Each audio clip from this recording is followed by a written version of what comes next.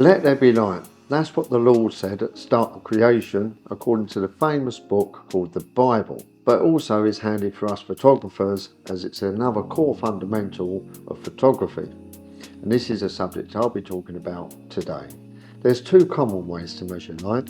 One is reflective light, and that's the meter built into the camera, and the other is direct light, which you use a handheld light meter and you hold it near your subject and you take a reading, and you input those results into your camera.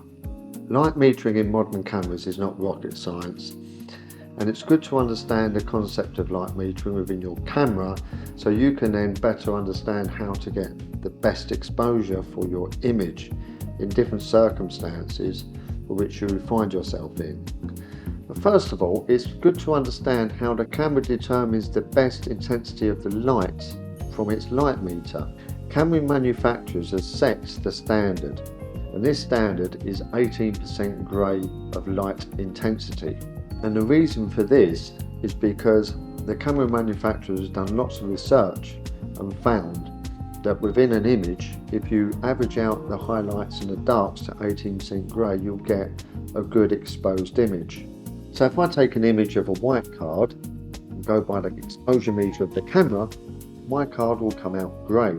Again, if I do the same with a black card, I will get a similar result. This is because the camera is averaging out the highlights and the dark areas and aiming to get 18% grey. This allows you to understand how the camera is trying to determine the best and ideal brightness of your photos, but it can have a drawback.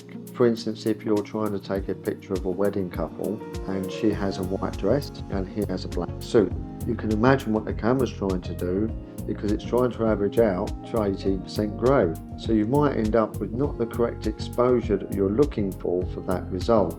So sometimes it's better to get a light meter and handheld and take a direct reading.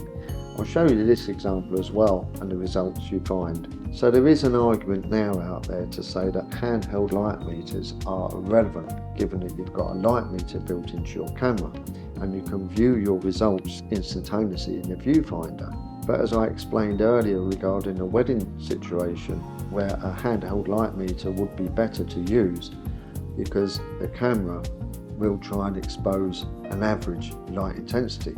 And this is a fine example now I'll show you regarding how that affects your photo using a handheld light meter. So I set the camera to the instant light meter exposure reading, took a shot of the white surface and the black surface, but as you can see, you can get an accurate representation of the white and black surfaces. The light meter built into your camera measures reflective light from your subject, like here in this diagram. There are also different camera metering modes, allowing you to determine how much of the area of the frame you want the camera to measure the light. This can be good for different circumstances you find yourself in. They all use different terminology to name these modes. Lord knows why they can't all stick to the same. I don't know, because it can confuse the hell out of you. But I'll stick to Canon's because that's the camera I have. So its default metering mode is evaluative. That means it measures across the whole of the frame, but has more emphasis on where your focal point is. The second in particular camera is partial metering, which measures a small area around the focal point, around the centre of about 10% of the frame. This is good if you want to just concentrate on a smaller area of your subject. Then you have spot metering, which measures an even smaller area, 2 to 3%. This might be good for backlit, so if you've got the sun behind your subject, you might just want the camera to measure the light on your subject and ignore the rest. And then you have centre weighted, which measures the light in a greater area of the frame but not in the corners. It's a prime example of the effects of the 4 different metering modes of your camera. Set to evaluative metering, which is default mode, and it's measuring the light across the whole sensor. And as you can see, my subject of interest is underexposed. Now when I move it over to the next setting, which is partial metering, you can see my subject of interest has got lighter because it's measuring a smaller proportion of the frame, which now is taking in less light from the background. And when I move over again to spot metering, you can see it's increased its brightness even more because it's only taking into account a smaller proportion of the area of the frame, about 2 to 3%. And then now when I move it over again to center weighted, asking the camera to measure a greater proportion of the frame, and then now it's taking in the light behind. And when I move across, you can see this change quite a lot. So that's the metering modes, and gives you an idea of what to set your camera in circumstances when you're out in the field. For instance, if you're taking a portrait and the sun's backlighting the subject, then you would look to do partial metering or spot metering to correctly expose your subject. The evaluated setting would be good for landscape. So, how do we know when your camera is correctly exposing your subject or the whole frame?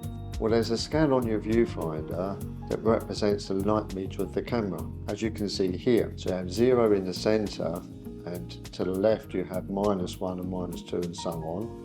And then obviously to the right you have +1 and +2 and so on, which indicates one stop of light. But you also see smaller increments in between. They represent 1/3 of light, which is every movement of the notch of the dial for whatever you're altering, your aperture, your shutter speed or your ISO. So you know that when you move by one little notch, you've increased or decreased your amount of light by 1/3 of a stop. And so what do I mean by a stop of light?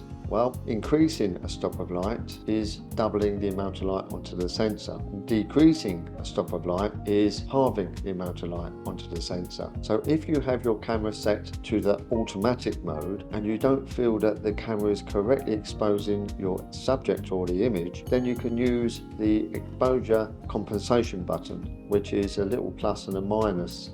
You press that and then you can alter the exposure. And if you have semi-automatic settings like aperture priority or shutter priority, you can do the same. So when we look at the two different metering modes, they both have their place and their uses. An incident light meter cannot be used for all occasions. Imagine you're out on safari and you want to take a picture of a majestic lion. Would you want to approach it to get a reading and become his lunch? And he would think this safari thing is great. Lunch delivers itself. So it's essential for photographers to master reflective metering, as it is used in most situations and can allow you to capture stunning images. That's it for this week. Look out for the next one where I'll be enlightening you on how the histogram is used to improve your photography too.